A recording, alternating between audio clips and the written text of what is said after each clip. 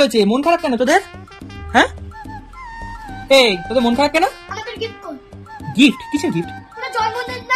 হ্যাঁ তো জন্মদিনটা গিফট কিসের আবার? জন্মদিন তো দেরি আছে, পরশুদিন তো জন্মদিন। আরে ভিডিও করালাম কি? আমি তো বললাম যে তুই ভিডিও কর, আমি তোকে গিফট দিব।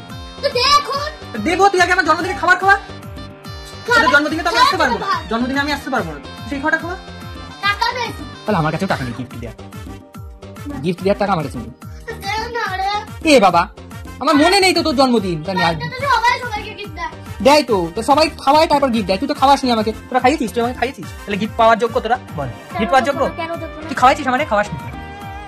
খাওয়াইছিস? খাওয়াস নি।